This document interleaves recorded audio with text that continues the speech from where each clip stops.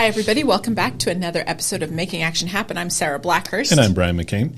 And we are starting a series, and as you already know, we have a really cool benefit for Action 22 members, and that's that they can get their own episode of the show. And so Randy Thurston, who is with us today, who's running for mayor, is the first of the mayoral candidates in Pueblo, Colorado, to take us up on that offer of having that interview. And if you're a longtime listener, you know that we do this during election years as well. We have just about everybody who was running during the midterm.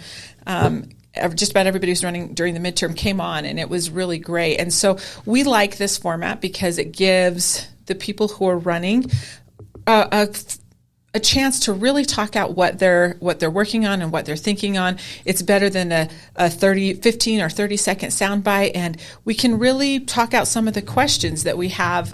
So we want to, and of course, Randy's been a great friend of Action 22 and a longtime member, so we appreciate him so much. Randy, this is going to be a really interesting campaign, and I know that you thought about running before, and this is something that you've been wanting to do really for a while now. Let me ask you really quick. There was an effort by citizens in Pueblo to try to get that mayoral seat or that position removed and go back to a strong city manager position, because as we know, this was the first time that Pueblo had a strong mayor is maybe ever, or like in 100 years or something crazy like 1911 that. was one date, and I think 1954 they had another kind of conversion, and that's when they went to the city manager in 1954. Right. So what would you say, what's the value added to have a mayor over a city manager when Pueblo had done the city manager thing for such a long time? Well, first, Sarah and Brian, thank you. I always enjoy coming in. You guys have such the heart to make sure the citizens know the facts and the information, and that's all we want. That way they can make a good decision.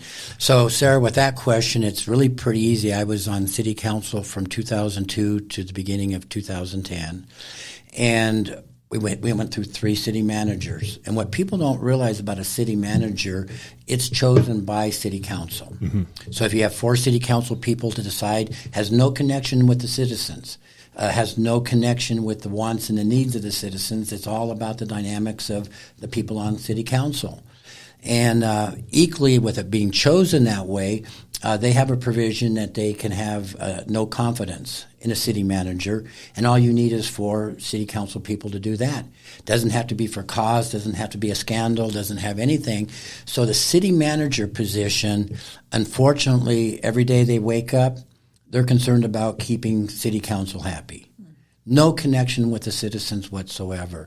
And to me, that was always why we never really reached the potential of a community in our growth, in our economics, because it was about city council. It wasn't about the vision. It wasn't about how can we grow Pueblo? How can we create where our kids don't have to leave and create the right jobs coming in and creating a synergy of a community that really serves the citizens. So here we are. So it's more about how can I keep my job? How can I keep my 100%? How can I keep my job?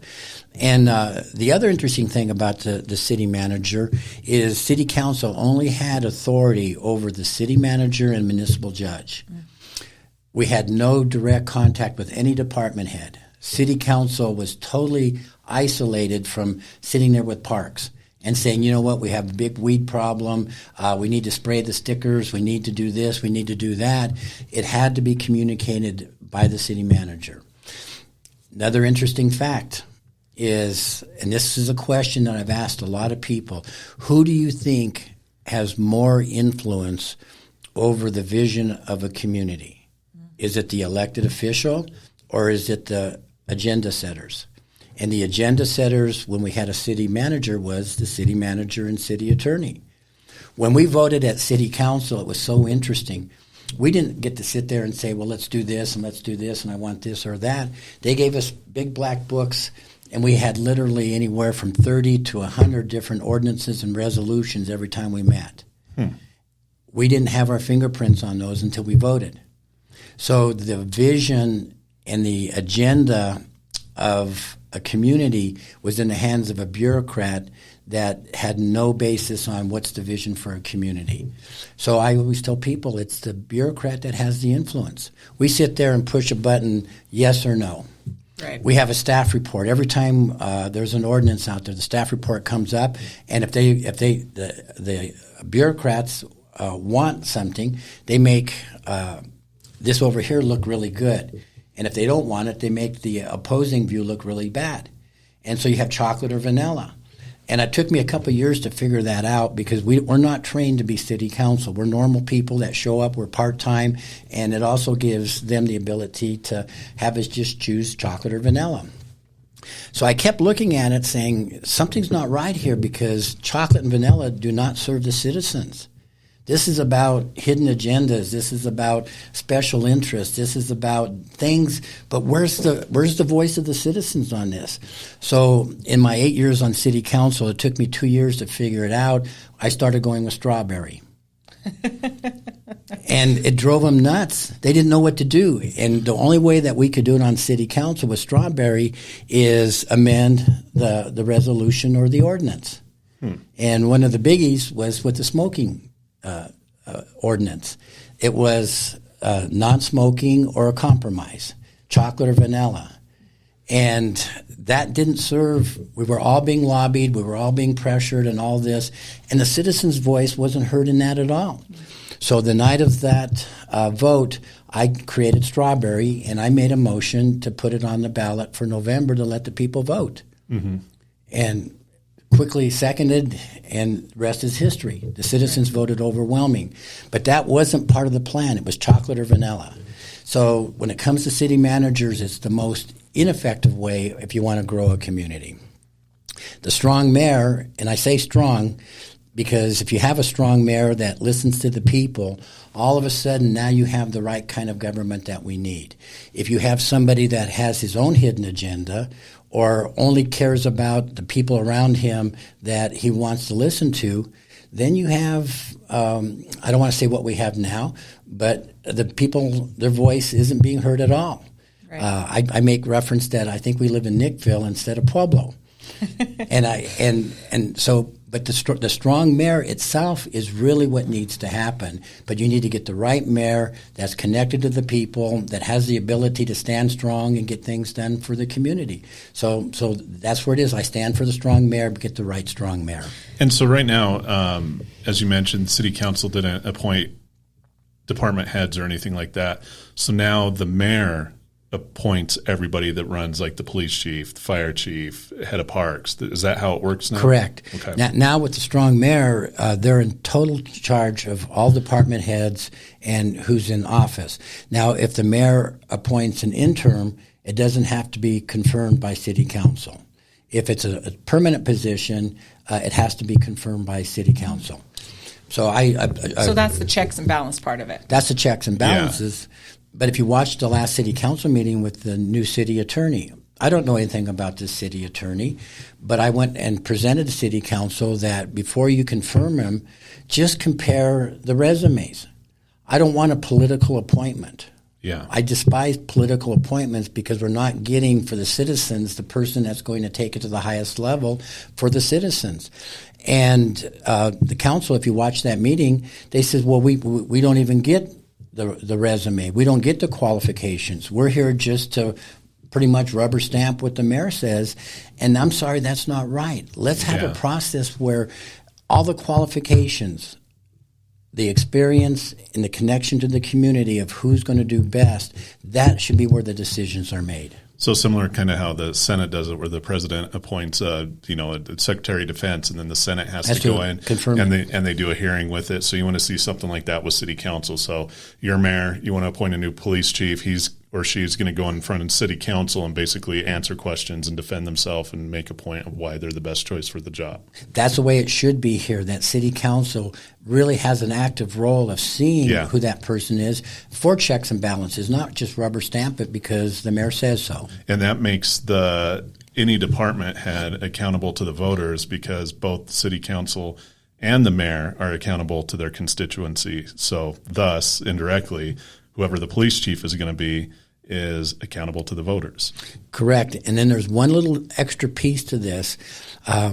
when I'm elected mayor, the very first thing I'm going to do is make it clear of what direction I give the department heads. So right now, I would tell the police chief, 0 tolerance for crime.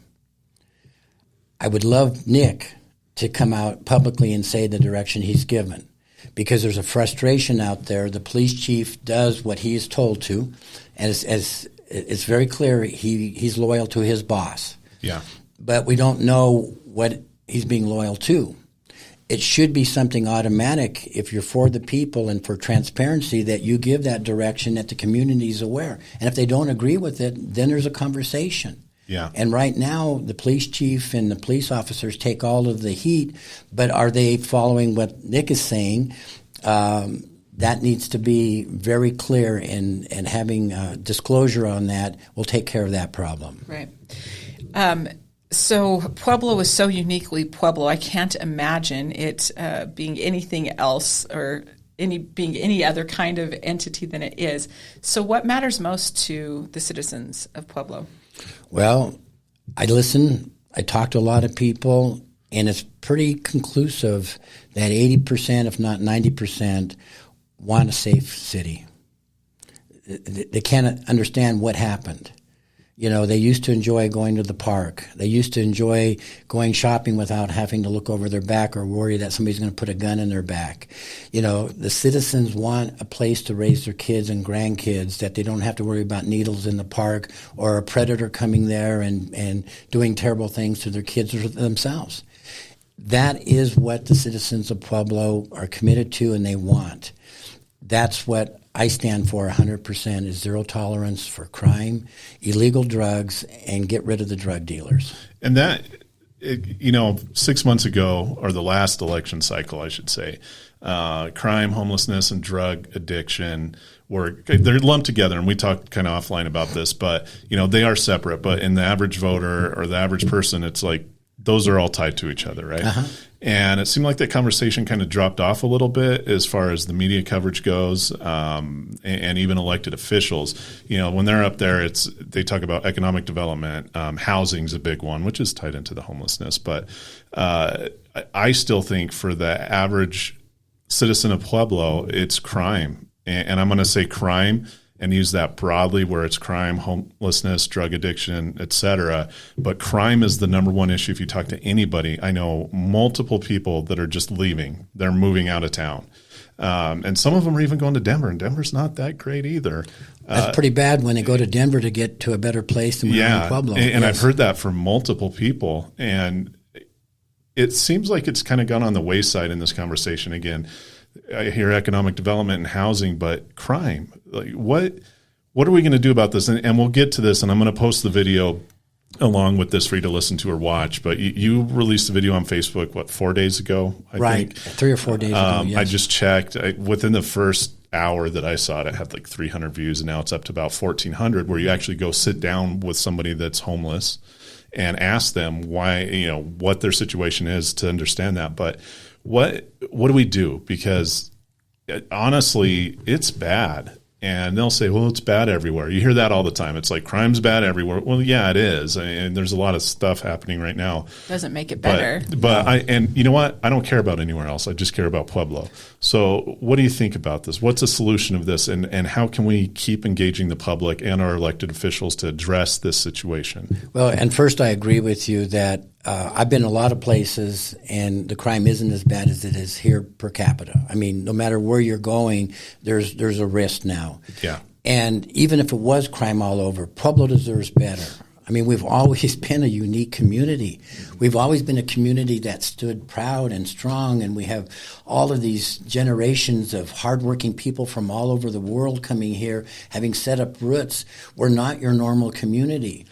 And that's why it has to be 0 tolerance. So when I get back to answering that question is, first you have to look at what the real problem is. I used to serve lunches at the soup kitchen probably 4, 5, 6 years ago.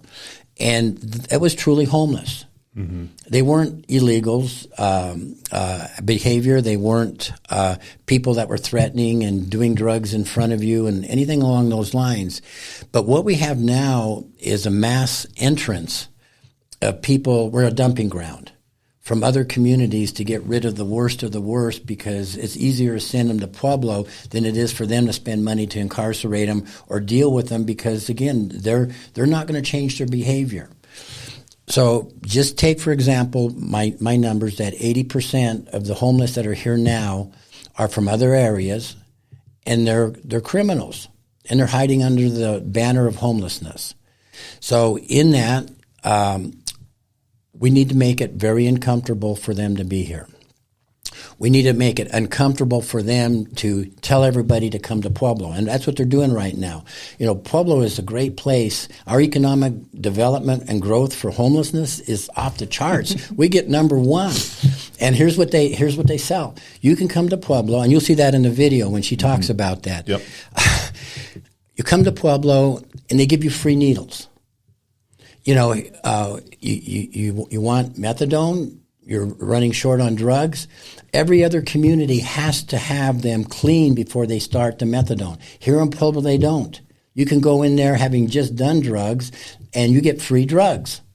And then if they give the pills, a lot of them will take the pills and sell them out there to make money to buy more drugs.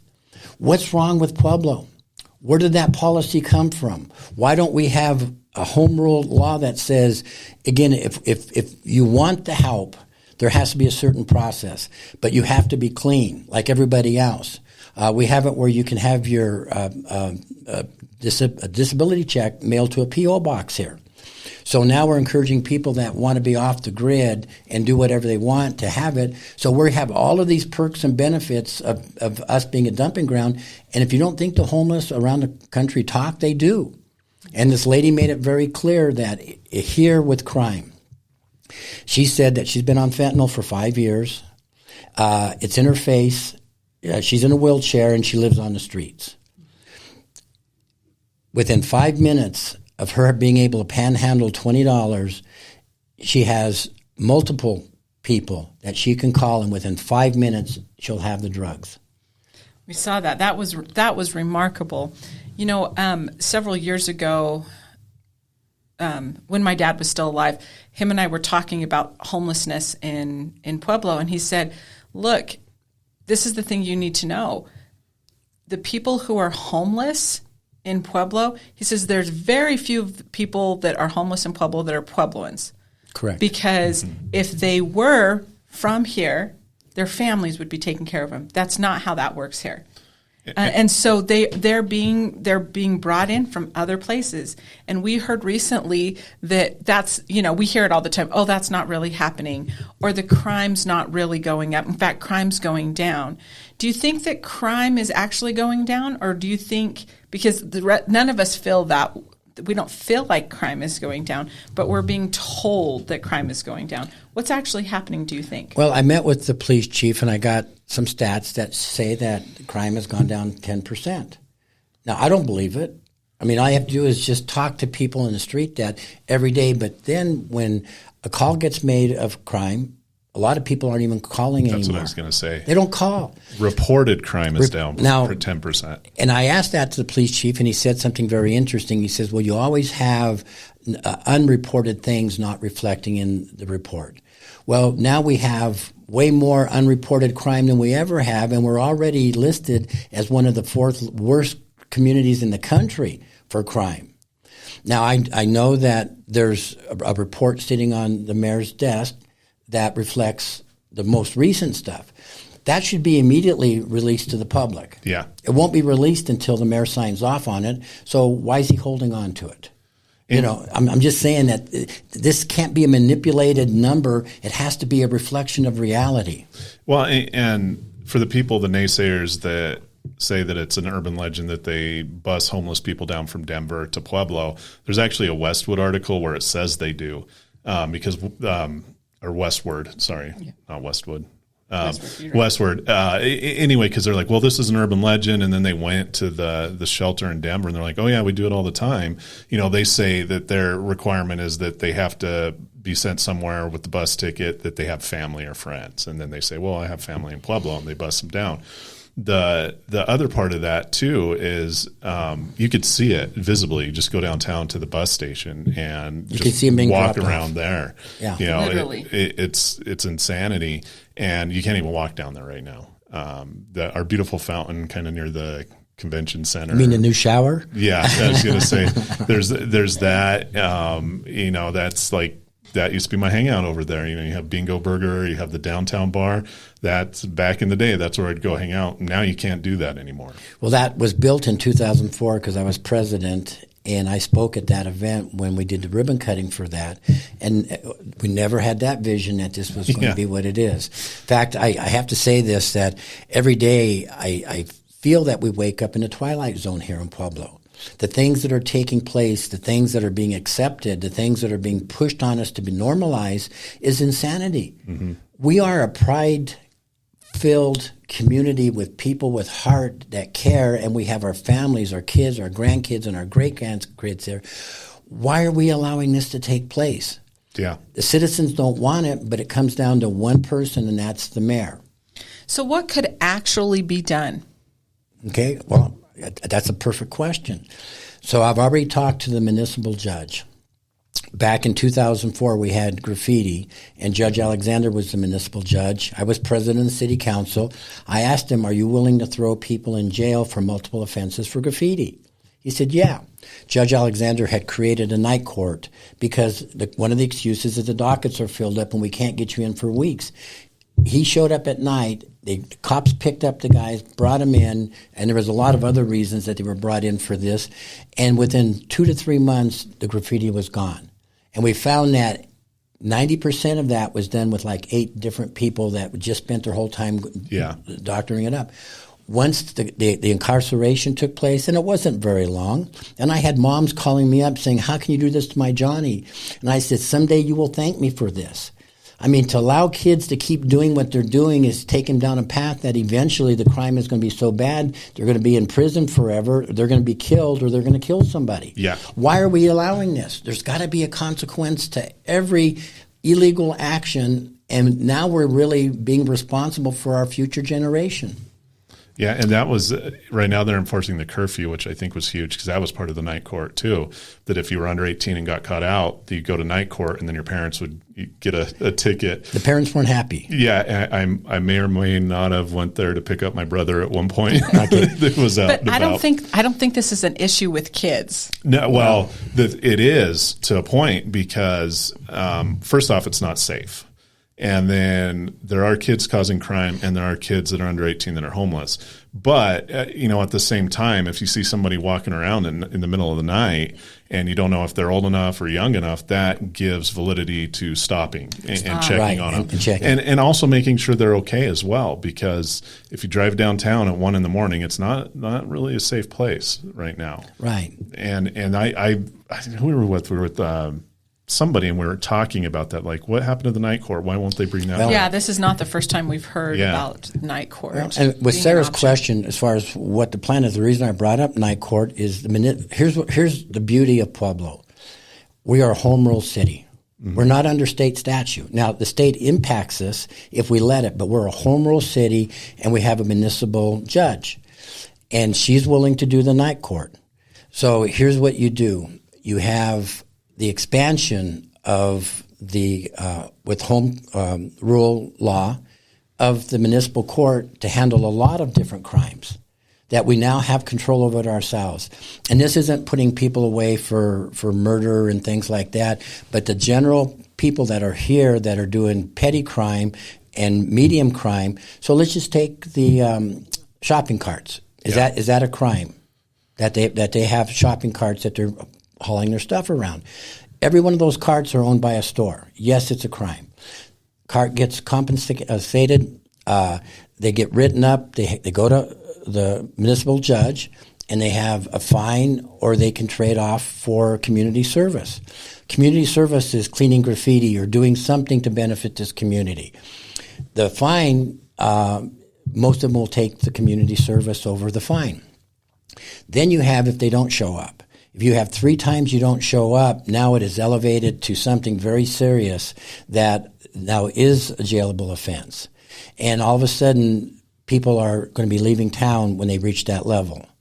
If they don't have the carts, now if there's compassion with the situation where somebody needs to have a special consideration, we need to have the resources available, but they have to follow the law. We can't be giving special considerations with these programs for people that continue breaking the law. Mm-hmm. So we try to cover it every way, but the guys that are really here that are creating the problems, they won't want to be in Pueblo once I'm mayor just because it's going to be a constant situation. So they say, well, we don't have enough police officers. We have enough police officers to commit to crimes against people and property. That needs to be what they do. We have code enforcement, we have community officers, we have security companies, we've got veterans. And the veterans, I'd love to meet with them to see if some of them will pair up and just walk in parking lots at night, just being the angels out there. You know, there's so many things that we can do that it's not a comfortable place anymore for these guys to do crime.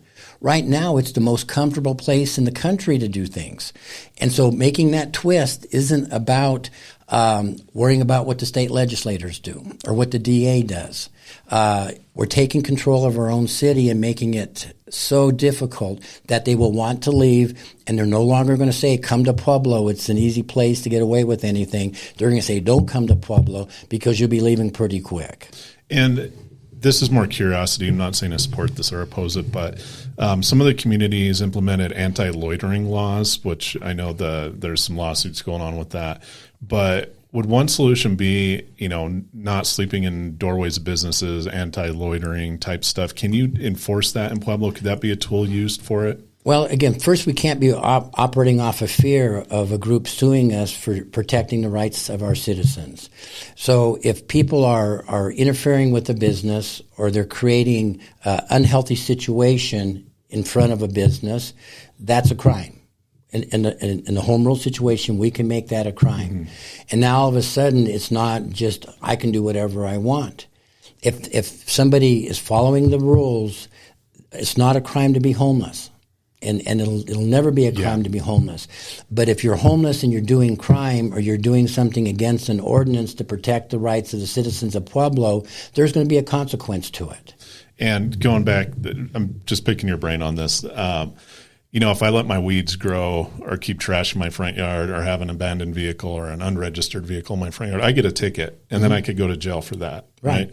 Why is that not being enforced with the unhoused population? Well, it could be. And just to be clear, one of the ordinances through the home rule that I will be implementing is the RV vehicles and trailers. That if you have an RV or a trailer, it has to be in a legal, registered park for that to exist. If not, you can't put it in the parking lots anymore. It'll be towed in 24 hours. Now, we could have that. Now, people are going to say, well, you can't do that. No, you don't. Mm-hmm. You can't just take over a city and do whatever you want. In Pueblo, Colorado, there's rules, regulations, and laws that are here to protect everybody, and we're not going to let people come and dictate to us that this is it. So that's number one. Number two is on the Fountain Creek. Water quality. I'm sorry, if you went and you had a house and you dumped sewage into the Fountain Creek, what would happen to you, Brian? I'd go to jail. I'm sorry, it's simple. And I've asked the mayor, I said, why do you allow that? He says, well, where else do you want them to be? And I said, Nick, it's against the law for them to be doing this. You don't have to have some law passed. We already have federal and state regulations on water quality. But again, if you are a person that's okay with what's going on, you'll come up with 1,000 excuses why you can't do anything. If you're going to be serious about turning the community around, not saying everything is going to work as fast as I want it to, but if the community itself supports this, if we have 80% of the citizens saying we're behind responsible behavior and we're zero tolerant on crime, I guarantee it's going to change the behavior of the district attorney. It's going to change the behavior of the state legislators with a simple concept. Here's a line. Randy Thurston, zero tolerance for crime, illegal drugs. DA, are you for zero tolerance? Are you okay with this crime that's taking place? Just raise your hand. That's all. I don't care what you say. Just let everybody know that's who you are, and then see what happens when you get up for a re-election. State legislators. I, as an individual, can't go up to Denver and testify and lobby like you used to. As the mayor, there'll be a lot of times I'll be up there in Denver fighting for Pueblo to change the rules that are in existence that harm us. Same thing, legislators. Are you for zero tolerance? Are you okay with crime? I don't care. Say whatever you want. Raise your hand. Let everybody know what side of the fence you're on. It will alter behavior. And if they say, screw you, I'm going to do what I want, I was elected, that's fine. Raise your hand and just tell that to people. People just need to know and not have it be a thick fog, not have it be confusion or excuses and all this.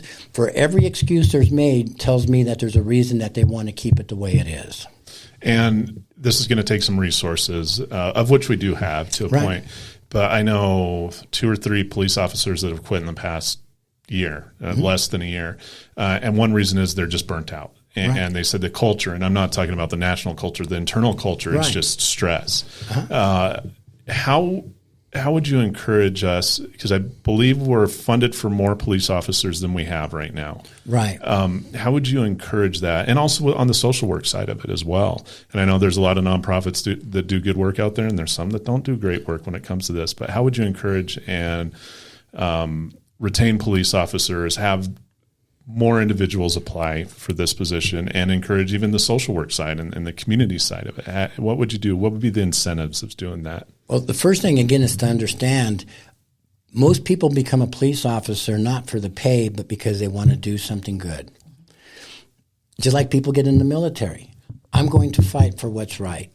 Now, when you look at 2 alternatives of mayor, one that says zero tolerance and one that won't admit, because I publicly have asked him, what level of priority of safety is it for your administration? And he wouldn't answer it. Once the police officers know that they can do their job and protect and serve, now you're going to have a whole different attitude. Now they can be released to be police officers and do their job. Second thing is with the immunity situation, which is a state-passed thing. Yeah. And when they made police officers personally liable for up to $25,000 at the discretion of somebody outside deciding, that's a mistake. We should create a fund here in Pueblo that insures over those officers. Now, if an officer is doing something terrible and wrong, we will have a process in place that will take care of that. But why punish all the police officers and take away their incentive of doing their job? Then with the pay situation, again, they've now got an increase. They were given $10,000 signing bonuses or retention bonuses. I was told, and I can't confirm this, that 3 officers have already taken the $10,000 and left. There needed to be boundaries on it. There needed to be a structure involved. You can't just make a political decision to look good and say, we're going to do this. There needs to be a thought process. This is taxpayer dollars. Yeah. Let's make it really work and not just go out there and react and things along those lines. Another example with the police officers is the electric cars. I spoke in front of the organization with the police, and they asked some great questions, and I love tough questions. So the question they asked me was, what do you think about these electric cars that the mayor just approved? I said, it's the most ridiculous thing I've ever heard. Are you serious? You can buy 3 police cars for the cost of 1 electric car. The cars operate now on all 3 shifts. And the normal battery gives you 300 miles. A battery for a police car, they've got the lights going, they've got their computers going, they have all these things. You're now down to 120 miles. And so how are you going to charge them up when you need the cars? It's an emergency. An emergency situation. Everybody's going to have to wait 20 minutes. Yeah, and then there's no back seat because of the layout of the cars. I mean, there's so many things that it's just ridiculous, but it was a political popular thing as the mayor to do, saying, hey, we're all green and we're playing ball with all of this, which, again, I have no problem if the future takes us there, but we're not ready for it yet. Why put our citizens at risk? Why put our taxpayers in a bad situation that we have this big expenditure of something that's going to be a disaster for this community? How do you unwind that when the current mayor has the full authority to do what he's doing? So as you sat on city council all those years ago, there had to have been a list that you were starting to create. If I could fix this, I would. What did that list consist of besides what we've already talked about? Now, is this things that we accomplished or things that I never got accomplished? That you didn't get accomplished, things that you're like, I want to get, if I could, I would have gotten this done, besides what we've already talked about? Our growth. We need to be business friendly. And to do that, you need the mayor. A city council can't do it because, again, we're not connected with the administration or with the department heads. But if you have a business friendly, which is fair for all, no political favors, this has to be a process that makes sense. You do that, we today should be at a population of 220,000. We have enough water for over 400,000. Mm-hmm. That unfortunate thing for the taxpayers, we're all sitting there saying, oh my God, the taxes keep going up. The cost of everything is terrible. Well, you look at the big cities and they've grown at a level that they can absorb the increased cost of government. We have the same taxpayers paying now 100% more than what they used to, and they bear the full burden of it there. Mm-hmm. Where if we were growing, now you have that diluted with more people paying, you have more jobs, you have more tax revenue, it's the perfect magic. We're not there. Our kids that end up leaving Pueblo. We need to have companies coming in that are the future. That's the kind of things that our kids can have a career in, that they can add value. Right now we have the chemical D-mill that's getting ready to get turned over to the county. It's basically 22,000 acres, which is close to the size of Pueblo now. If we're smart about this, and it's going to be under the county, and it's going to be owned by Puebleplex, and I met with Russell LaSavo, and the man is brilliant. He's got companies coming in, he's got ideas, he has different things going on that will create so many good jobs. But now we need energy. So the big thing is we need to look at what is the most reasonable cost of utilities that there are. And we can't talk about wind and solar because, first, it doesn't make financial sense now. The other thing with wind and solar is every 10 to 15 years you have to replace the wind and the solar. And now you're going to have big, huge junk piles of all of this old stuff that becomes a huge hazard, and then replace it at current day dollars or at the time, and there's never going to be a feasible thing that people are paying rates that are going to be happy. It's going to take out way too much. There are some alternatives of energy that we need to be looking at, having an energy park that we can attract big companies coming in, that we can create where we can have big housing developments that people can actually afford to live in. I mean, we've got so much potential, but we can't be following the same path that we have. So that's a big thing, that we didn't have the growth that I wanted. So the next few months, we're going to see some really important, impactful, for a long time decisions that will be made regarding energy in Pueblo. And it's not just Pueblo or Pueblo County, but all of the region is going to be affected by the decisions that are made here for probably the next 20 to 25 years at least. So what's your thought on that tremendous responsibility and what you think should be done there? Well, let's look at Maui, the grid. Right now, our current grid that we have the maintenance of it has been defunded at the highest level ever. So when you look at the future of electricity, if our grid goes down, it doesn't take a rocket scientist to figure out what's going to happen to us as human beings. That needs to be the highest priority. Our grid now is getting less maintenance, less attention because there's no funding for it. If we create an energy park and just say that we have wind, solar, natural gas, and nuclear attached, now all of a sudden we've got baseline. We've got something that we can create, that we know our community, no matter what happens in the world, we're going to be able to self-sustain ourselves at a reasonable level. So it needs to be a high priority. And Sarah, I don't know if I answered your question directly, but the grid is going to be more and more of an issue every year. You're going to see brownouts. You're going to see more fires because the transmission lines are old and they're going to be sparking. And these are all things that we can avoid now instead of waiting to be reaction later. But you've got to have strong leadership that's going to fight for what's right and protect the citizens instead of just going with whatever's popular and then having this big disaster and saying, well, geez, what happened? Well, you should have been smarter back here instead of waiting till this happen. And what about housing? Because, and I'm not talking about affordable housing or anything in that side, but there's a lot of vacant houses that are run down in Pueblo. And Pueblo never really, until recently, we didn't even have a registry for vacant houses, I think, and they finally started getting that together. What's your solution on that, where kind of reinvigorating neighborhoods where you don't have house after house with squatters in them or boarded up and they catch on fire all the time? How are we going to address that problem here? Well, if you look at having a special category of unproductive properties, and there's my idea is an unproductive tax. So if it's unproductive, I mean, look at the big buildings, Kmart's. Mm-hmm. How much sales tax do we lose because that building is empty? I mean, sales tax is what makes the world go round.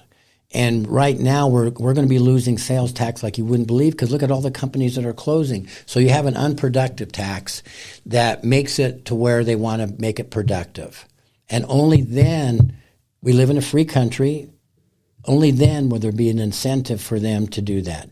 When it comes to empty houses, same situation. You have some incentive for them to put it on the tax rolls. And maybe you have a higher property tax for empty properties because it's going to take more to do it. But there's a way of solving any issue if your mind is operating on the future and what's best for the citizens of Pueblo. When it comes to affordable housing doesn't exist under the current situation. Yeah. Cost of construction has gone up. Cost of development has gone through the roof, 45%. You look at all of the red tape, the restrictions, all of these different things, it all adds to the cost. Now you throw insurance on everybody that's building houses. Now you throw insurance on everybody. I mean, I can go on and on and on. Now you look at property tax, and property tax is through the roof. When you have people in leadership that realizes a dollar is a dollar, not monopoly money. Mm-hmm. There was currently something out there that Heather was supporting for a boathouse using taxpayer dollars. And it was $11.4 million. Now, granted, $2 to $3 million of that goes to the extension of the channel, and I'm all for that.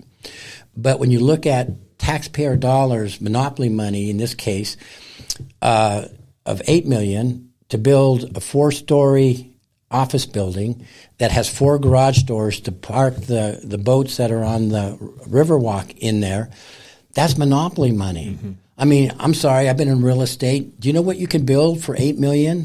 Do you know what you could build for $5 million? I mean, and here you have this, and it's not for the citizens, it's for a special interest. It's for the HARP Authority. They don't represent the citizens. And now you look at, for the boathouse, not one person is going to say, oh, let's go down to Pueblo, Colorado. I heard they got a great boathouse to look at. On their Riverwalk that's a half a mile long. Right. Which is beautiful. I'm not knocking it. Right. No, we love it. And how many feet wide? 50 feet wide? Yeah, I'm not sure. And I'm not, and there'll be a time that we will be a prospering community, and we can look at those things. This is not the time to be using monopoly money like it's endless. It's a dollar is a dollar, not monopoly money.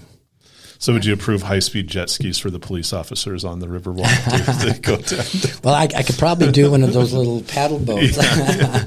No, and I'm saying this in jest. It's great with our Riverwalk because it is something that can be done. One of the goals I had years ago was to make Pueblo a destination with our Riverwalk and Union Avenue.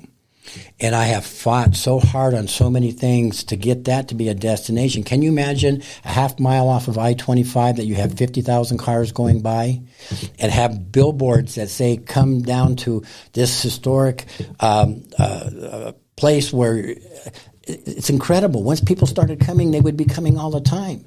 Look at the sales tax revenue we would do. We do have the funding to do the streetscape, which is taking it from 4 lanes to 2, building out the sidewalks 10 feet on each side. That's already approved. Because of the current leadership in the city, we've hit roadblocks that shouldn't have existed. We should have that in place already. Same thing, look at the sales tax, look at the quality of life, look at having an event coming down that street every month. something unique and different. And I'm going to digress a little bit because I just came back from Spain a month and a half ago, and I went to Paloma, Spain, and I'm probably saying the name wrong, but the population of that community is 200,000. For the Running with the Bulls, it goes up to 1.5 million. Mm-hmm. People come from all over the world to go there, and it was incredible, the ideas, the thoughts. Everybody dresses the same during that week. I mean, it's like, I've never seen anything like it. You can't even move because you're shoulder to shoulder with people, and they're all dressed in the same outfit. I mean, and it's so popular and it's so smart. The revenue that community generates in 1 week will allow them to do everything they can to benefit the citizens throughout the year. It's like the Chili Fest brings a lot of people into Pueblo. Why not do that all summer long? And you can do it every month long. Yeah. You could do a different event that makes us known throughout the country. We can do it. We've got the ingredients. In fact, Pueblo has the greatest ingredients in so many ways. All we need is a chef and a recipe. Yeah. And the chef has to be somebody that's connected with the citizens, that has the ideas and the strength to take on those that want to keep it the same or keep making excuses or blaming or whatever, to really turn this community around. Randy, thank you so much. We've talked with you about this for a number of years. We're really excited that you're running and that you're getting the conversation going. We appreciate that. End it with. So it's always interesting to me when we have somebody in who's running a campaign. When they start a campaign and when they end a campaign, I like to see when they first start and like have them back in when they're a little more battle hardened. But and then I ask them the same question. What's a story or an interaction or something that you're going to keep? One that is like that I'm never going to forget. This happened during my election. Well, first, this is an opportunity for the citizens of Pueblo to unite. We can unite around zero tolerance for crime. But a bigger thing is that this is a historic election. This is not your normal election. The reason I'm doing this is a game changer for our community and for our future generations. If we don't change, what's going to happen to us? Do we wait another 4 years and have it be so far worse that it's going to take a lot more? This is a game changer. And this isn't where people should be voting. People should be talking about this. They should be looking at what are the qualifications, who has the strength, who has the track record, who can prove that they've stood up to the bad guys that want to have their own agenda and never bent. Being unbendable, unstoppable, for a new direction is what this election's about, and then find who's the best qualified to make that change. Well, you answered my question. I was going to say, why should people vote for you? Well, that was it right there. That's it. So. Because I love Pueblo, and this is not about being the mayor. I'm sorry, guys. Don't need to be the mayor. Yeah. The mayor is the only person that can turn it around. City council's not going to do it. I mean, I had somebody send me a Facebook text today and said the mayor and our current city council has dropped the ball. I've heard that from a few people. They just dropped the ball. So now's the time to pick the ball up. Or I use a different analogy, is take the keys away from those taking us off a cliff and turn the car around as quick as possible. Now, this is going to be kind of a strange end here. My goal, and this is not good for somebody running for office to say, my goal is in one term, in my first year, to have such a major change, and then we can implement the positive things. But I want to mentor future leaders. We appreciate that. And that's something we're passionate about as well. So keep listening or watching this. I'm going to put the video, the one that you released on Facebook right after this for everybody to watch. And you're going to do more of those? I am. Now, I'm going to interrupt just 1 second. The poor lady, I stopped by yesterday. Oh, yeah. I stopped by yesterday, and a lady was praying with her. And she had tears coming down her eyes. The night before, one of the homeless guys, she said his name is Steve, and he was like 300 pounds, beat her up and took her money. Oh, man. That lady in the wheelchair that you interviewed, oh, man. So we need to get rid of the bad guys. Yeah. They need to go. Yep, for sure. Randy, thanks so much. Thanks for so much for being brave enough to bring all those things to light. It's not something that everybody who's running for office is brave enough to do, or to say, there's some things that need to be fixed. They usually want to say, this is all good, this is all great, everything's fine. What is that saying? Don't look here, everything's fine. Yeah, everything's fine. All right. Just real quick, making action happen. The views and opinions expressed on here do not necessarily reflect the views and opinions of Action 22, its board, or its membership.